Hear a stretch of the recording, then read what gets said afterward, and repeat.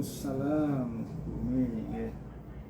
Mohon maaf nih Pak Zin sebelumnya, terima kasih karena sudah menyempatkan waktu untuk saya wawancarai terkait pengambilan keputusan yang terjadi di sekolah ini. Seperti yang sudah saya aturkan sebelumnya gitu Pak Zin, bahwa hari ini saya akan mewawancarai Pak Zin selaku Kepala SMK Bakti Pertiwi Pemalang. Bagaimana Pak Zin dapat mengidentifikasi kasus-kasus atau permasalahan-permasalahan yang terjadi di sekolah ini terkait dengan dilema etika ataukah masalah tersebut termasuk bujukan moral, begitu Pak Zin? Ya, jadi begini, ketika terjadi sebuah indikasi kemerosotan atau ketidakbaikan etika ini, maka menjadi tugas bersama. Yang paling utama adalah tugas dari orang tua, itu yang paling utama. Kemudian karena terjadi di lembaga pendidikan, maka yang bertanggung jawab adalah semua yang ada di lembaga itu, yang kemudian menjadi tanggung jawab utama dari kepala sekolah.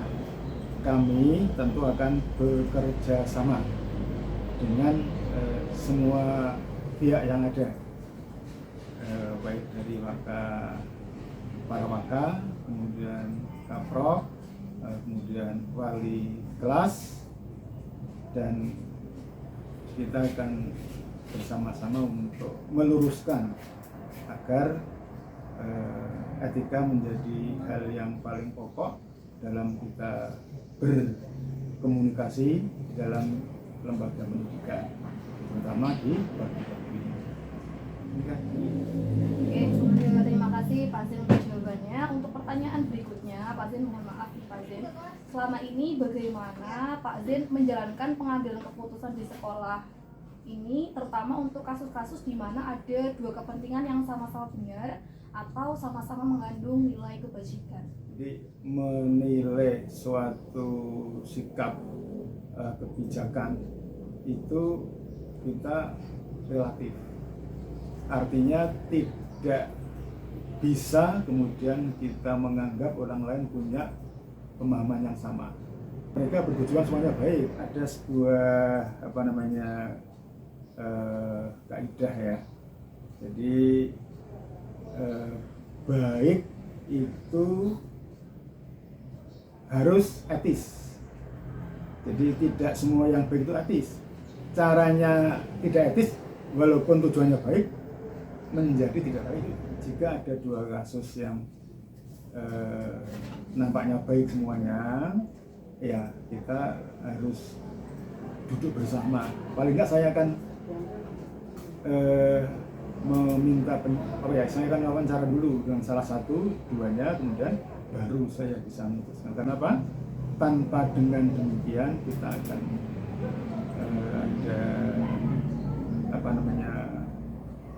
tidak pas atau salah ketika kita memberikan satu keputusan. Meskipun sudah hati-hati pun, ya, itu tetap ada kemungkinan pihak-pihak yang tidak puas. Nah, ini kita harus lego.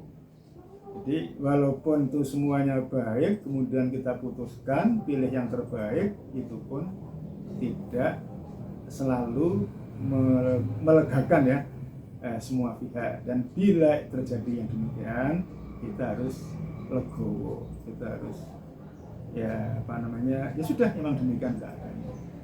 Yang jelas berbeda pendapat itu walaupun semuanya baik, itu menjadi hak dari kita semuanya, dan kita harus menghormati perbedaan pendapat itu. Demikian Bumi. Berarti langkah-langkah atau prosedur seperti apa yang biasa Pak Zin lakukan selama ini saat terjadi permasalahan di sekolah? Iya, di sekolah emang bukan sekali dua kali terjadi perbedaan pendapat. Kita harus berinisiatif mencari kawan, bukan mencari lawan. Satu. Oleh karena itu ketika terjadi sebuah permasalahan, kita harus benar-benar bijaksana. Demikian. Ya, berarti menurut Pak Zain hal-hal apa saja yang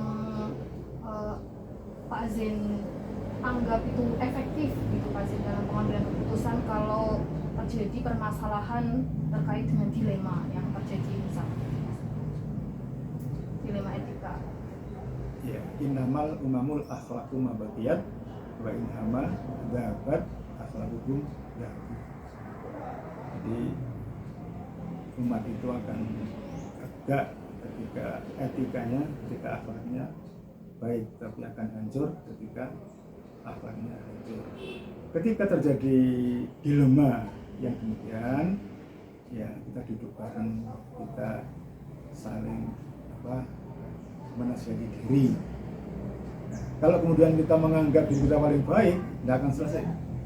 Nah, maka dalam pepatah Jawa mengatakan wani ngalah luhur bekasane. Tadi Allah menyampaikan fabima rahmatin minallahi lintalahum, karena kasih sayang Allah kami bersikap lemah lembut gitu.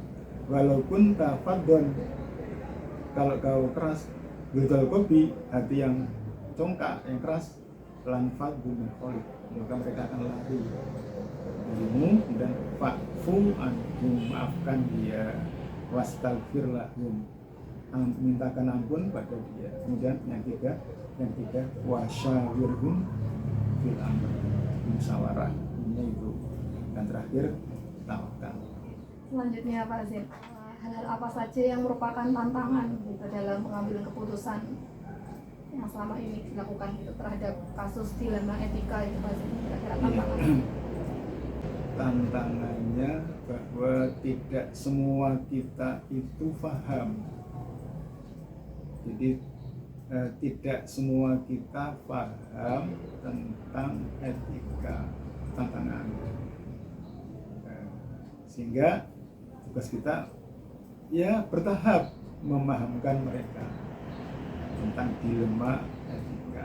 Ya, apakah Pak Zain memiliki jadwal tertentu dalam sebuah penyelesaian kasus dilema etika, ataukah Pak Zain menyelesaikan di tempat atau memiliki sebuah jadwal untuk menyelesaikannya?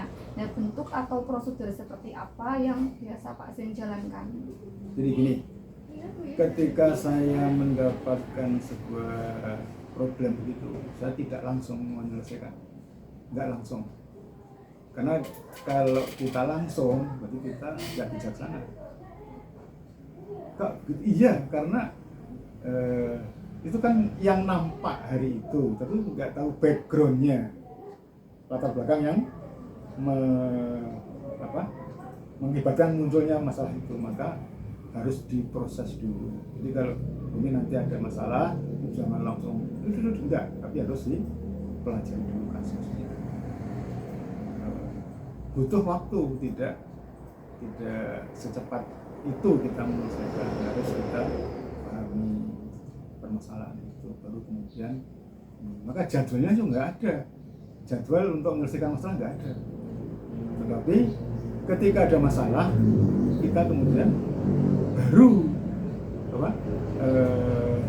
mengagendakan. Kan kita nggak tahu ada masalah kapan, kan nggak tahu. Kita tidak akan tahu ada masalah kapan, ada masalahnya nggak ada. Maka kita ketika ada masalah, nah kita mengagendakan untuk menyelesaikan, tapi tidak buru-buru.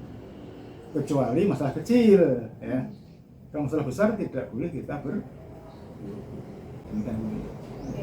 Nah, kemudian adakah seseorang atau faktor-faktor apa yang selama ini mempermudah atau membantu Pak Zain dalam pengambilan keputusan dalam kasus-kasus dilema etika? Saya sangat terbantu sekali, mohon maaf ya, oleh hamba Allah idola saya. Jadi ibu saya, bapak saya itu idola saya. Beliau sangat baik dengan sesama, suka menolong, ya, suka menolong siapapun. Dari situ anak-anaknya tertolong oleh hamba Allah yang ditugaskan Allah untuk menolong. Jadi tanpa tanpa terpikirkan sebelumnya, secara kodrati saya ditolong oleh orang-orang yang baik, yang ini nggak mungkin terjadi kecuali atas izin Allah, yaitu baiknya orang tua saya hari itu ketika Sugeng berbuat baik kepada orang lain. Maka disinilah kita mari selalu berbuat baik kepada siapapun, nanti kita akan mendapatkan pertolongan dari Allah melalui orang lain. Nah, kalau secara formal di sekolah saya nggak punya backing, nggak punya backing apa yayasan, apa siapa, nggak ada. Saya serahkan semuanya pada Allah. Jadi ada masalah, nah, kemudian kita pelajari masalahnya apa, kita selesaikan, dan nanti akan muncul pertolongan yang tak terduga. Pertanyaan terakhir Pak Zin, dari semua hal yang Pak Zin sampaikan, kira-kira pembelajaran apa yang dapat Pak Zin petik dari pengalaman Pak Zin selama pengambilan keputusan terkait dengan dilema etika tadi Pak Zin? Iya, itu jadi jangan kita membuka aib orang di forum umum. Nanti kita akan ketika kita akan mendapatkan hutang juga. Ini kan menutupi aib orang lain, itu akan tutup oleh Allah aib kita. Ya, Pak Zin, tadi pertanyaan terakhir nih Pak Zin, saya ucapkan banyak terima kasih dari apa yang Pak Zin sampaikan. Selama ini memang saya juga belajar Pak Zin dari bagaimana Pak Zin mengambil keputusan terkait masalah permasalahan yang terjadi khususnya di sekolah ini ya Pak Zin. Selanjutnya terima kasih banyak ya Pak Zin karena sudah berbagi pengalaman, sudah menyempatkan waktu untuk saya wawancarai. Saya tutup nih Pak Zin. Wassalamualaikum warahmatullahi wabarakatuh. Waalaikumsalam warahmatullahi wabarakatuh. Mangga Bumi. Assalamualaikum. Waalaikumsalam Mbak Umi. Selamat sore Bu Isti. Selamat sore Bu Umi. Kaget saya, biasanya siapa ini Bu Umi nggak ada kabar-kabar nih. Sehat Bu Isti. Alhamdulillah sehat. Mohon maaf nih mengganggu waktunya Bu Isti. Niki saya mau wawancara terkait pengambilan keputusan Bu Isti sebagai kepala sekolah SD Negeri 1 Bitsi. Minta waktunya Bu Isti. Mantap nuwun. Niki langsung saja. Yang pertama, niku selama ini bagaimana Bu Isti dapat mengidentifikasi kasus-kasus atau permasalahan-permasalahan yang merupakan dilema etika atau bujukan moral yang terjadi di sekolahnya Bu Kalau Isti? sekarang untuk membedakan kasus itu kategori kasus dilema etika ataukah sebuah bujukan moral, sepertinya tipsnya cuma gampang. Kalau kasus itu melibatkan dua keputusan yang sulit diambil, tetapi itu merupakan benar lawan benar, itu berarti sebuah dilema etika.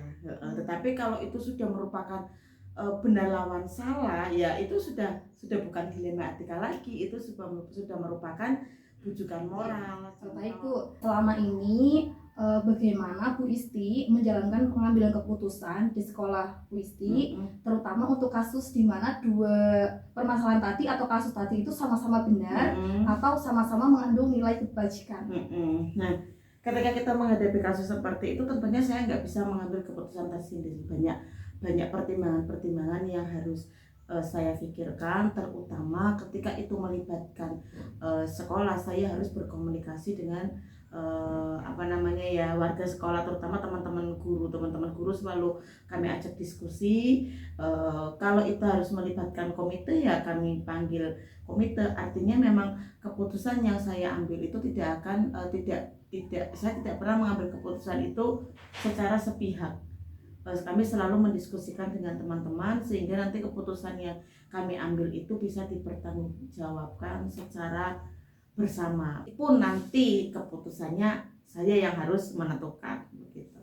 Oh begitu, Untuk pertanyaan berikutnya Bu, langkah-langkah atau prosedur seperti apa yang biasanya Ibu lakukan selama ini saat terjadi permasalahan di sekolah?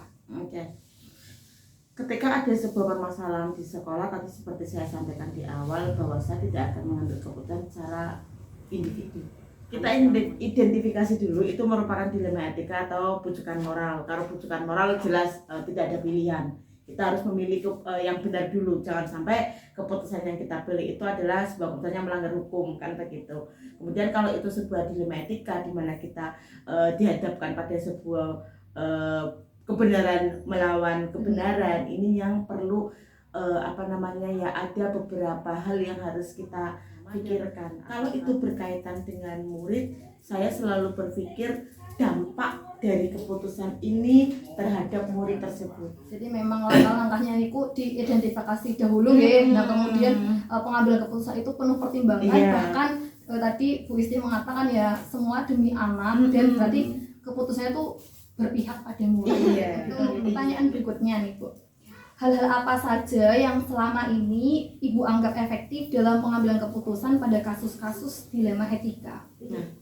Yang dianggap efektif. Yang dianggap efektif dalam pengambilan keputusan yang berkaitan dengan dilema etika itu tentunya adalah satu, saya itu tadi keputusan tidak akan saya ambil sendiri. Saya selalu berdiskusi, intinya di situ. Tapi memang ada saat-saat kita juga harus ini ya, ketika sebagai seorang pemimpin di sekolah ada waktunya kita harus tegas. Tetapi tegasnya itu ya terkadang tegasnya itu ketika tadi yang bujukan moral. Tapi kalau yang dilema etika ini saya selalu dalam pengambilan keputusan itu ada kalanya itu kadang kan ada keputusan yang harus diambil saat itu juga. Ada keputusan yang harus diambil nanti butuh waktu nih, bisa saya minta konsultasi dengan orang lain, bisa kami diskusi dengan teman-teman. Tetapi ada keputusan yang memang saat itu saya harus ambil keputusan kayak gitu. Nah, kalau kaitannya dengan keputusan itu bisa di jeda waktunya, itu saya selalu minta pertimbangan dengan teman-teman yang lain. Oke, baik. Nah, pertanyaan berikutnya, hal-hal apa saja yang selama ini merupakan tantangan dalam pengambilan keputusan pada kasus-kasus dilema etika? Nah, tantangannya yang namanya pengambilan keputusan itu kan ternyata itu memang tidak semudah yang saya bayangkan ya, apalagi kalau itu melibatkan banyak orang, melibatkan pihak ketiga, ada orang tua, ada murid, ada guru. Itu memang butuh pertimbangan. Tantangannya itu ya tadi pasti ketika pengambilan sebuah keputusan akan ada pro dan kontra.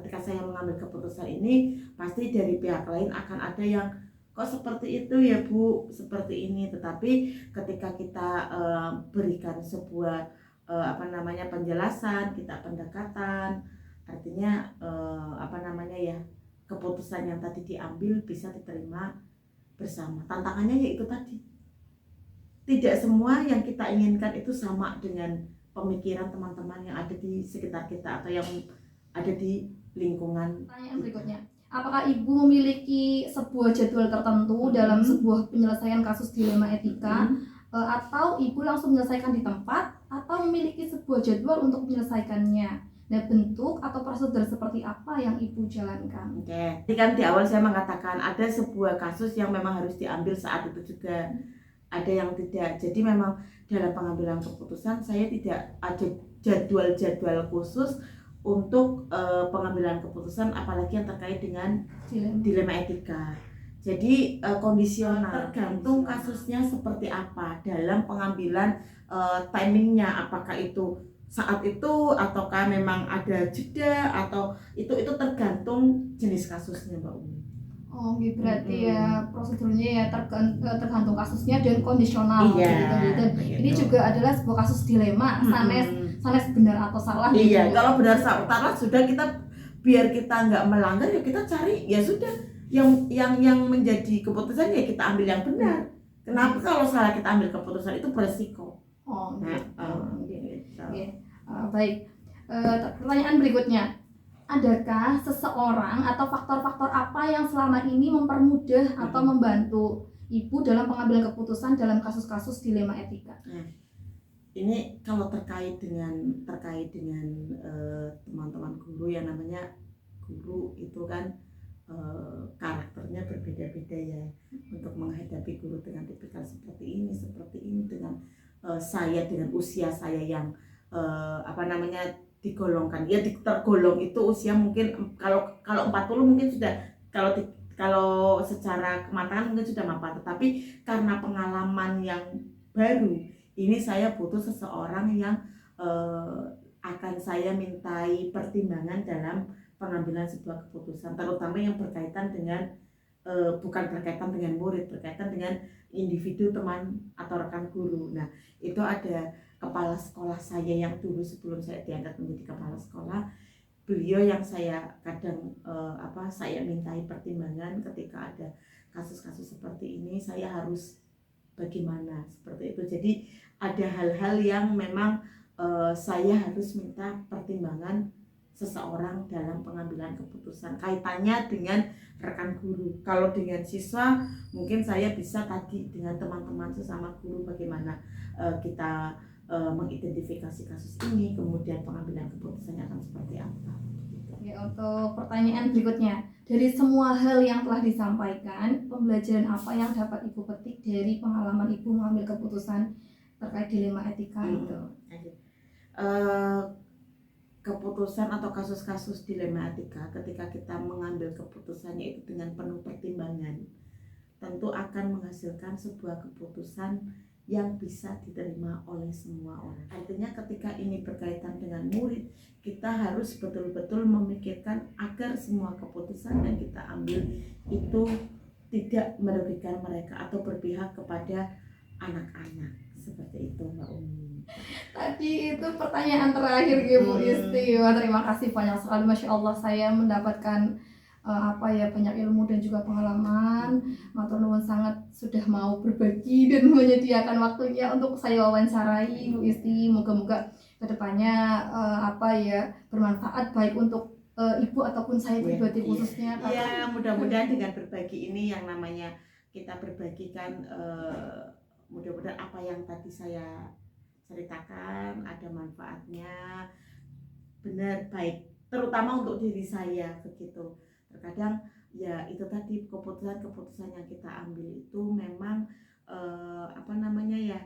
kita nanti ketika Mbak Umi jadi seorang pemimpin pun, mungkin pemimpin bukan, kalau guru kan juga pemimpin di kelas pun nanti akan banyak sekali kasus-kasus yang dihadapkan dengan mana nih yang harus kita pilih, apakah yang ini apakah yang itu. Ketika saya mengambil keputusan ini, nanti yang lain bisa menganggap oh saya pilih kasih nih kayak gitu, padahal kan kita memikirkan dampak panjang bagi anak tersebut kan, seperti itu. Jadi ya mudah-mudahan ini bisa bermanfaat bagi Mbak Umi. Amin. Juga bagi saya, mudah-mudahan tugasnya lancar, Mbak Umi selalu diberi kesehatan. Matur nuwun sangat. Apa yang mendengar pengalaman tadi dari Bu Isti ya, yang seorang pemimpin pembelajaran, insya Allah pastinya ini sangat bermanfaat untuk saya ke depannya dalam pengambilan keputusan, supaya pengambilan keputusan ini dapat diterima banyak orang, kemudian tidak secara sepihak dari pribadi saya dan tidak merugikan peserta didik tentunya. Terima kasih untuk waktunya Bu Isti. Sama-sama Mbak Umi. Saya akhiri nggih. Wassalamualaikum. Waalaikumsalam warahmatullahi wabarakatuh.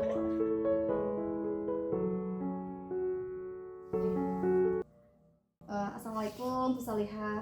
Waalaikumsalam warahmatullahi wabarakatuh, Bu Umi. Bagaimana kabarnya Bu?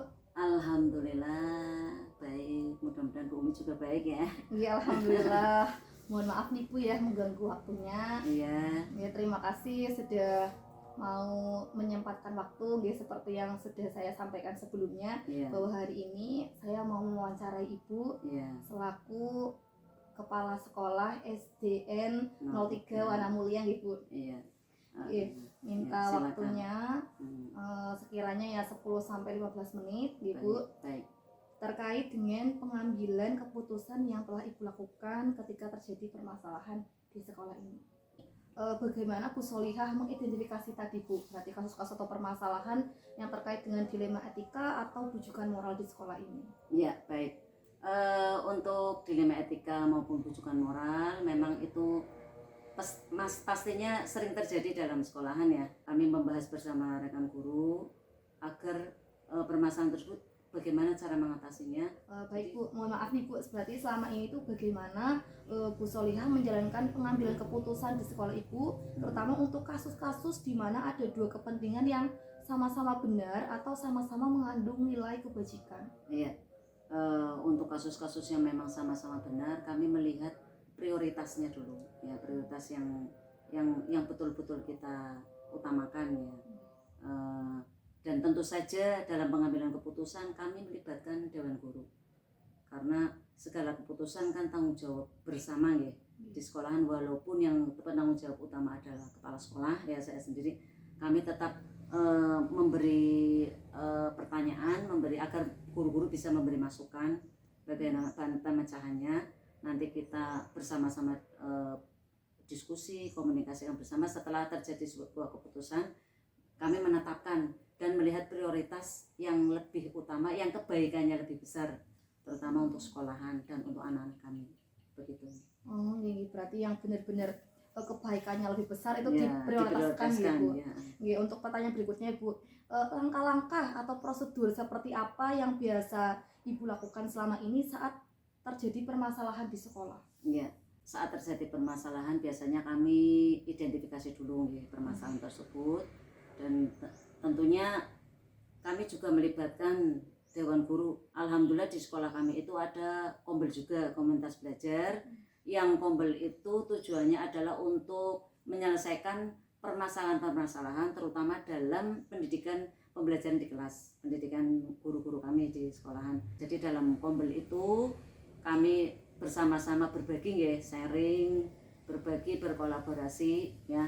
Nanti diselesaikan permasalahan-permasalahan apa yang kira-kira perlu dipecahkan bersama, nanti di kumpul itu kami selesaikan bersama. Kami prioritaskan masalah yang utama dulu, yang betul-betul kami butuhkan saat itu. Nanti setelah diselesaikan kita ada evaluasi, refleksi. Terakhirnya kayak gitu ya mesti. Betul. Untuk refleksi. Nah, pertanyaan berikutnya Ibu, hal-hal apa saja yang selama ini Ibu anggap efektif dalam pengambilan keputusan pada kasus-kasus atau permasalahan-permasalahan dilema etika? Ya, menurut kami kalau permasalahan-permasalahan yang dianggap efektif, permasalahan yang mencakup dalam pembelajaran ya. Karena kita bahagiakan anak dulu, ya. Kadang kami juga diskusi seperti itu dengan guru-guru untuk membahagiakan anak dulu. Setelah itu pembelajaran yang menyenangkan, nanti anak itu akan senang, sadar dengan sendirinya bahwa mereka itu membutuhkan pengetahuan, membutuhkan ilmu yang nantinya mereka akan belajar sendiri di rumah, tidak usah dipaksa ya.